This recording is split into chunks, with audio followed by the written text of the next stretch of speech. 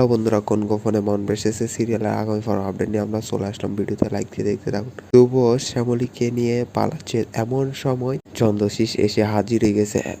হাজির হওয়ার সাথে সাথে দেখে না আবার অনিকেত। চন্দ্রশীষ এসে হাজির হয়ে গেছে, তখন অনিকেত মাথায় হাত দিয়ে দিয়ে মাথায় কপালে থাপ্পড় মারতেছে নিজের কপালে। তখন চন্দ্রশীষ বলতে লাগে, তাহলে বর্ণমালার, এটা কি তাহলে বর্ণমালার প্রেমিক? তখন দেখা যায় যে ধ্রুব এবং শ্যামলী যখন জঙ্গল দিয়ে পালাতে লাগে, তখন চন্দ্রশীষ তাবে গুলি চলা। তো বন্ধুরা, কি হবে পরবর্তীতে?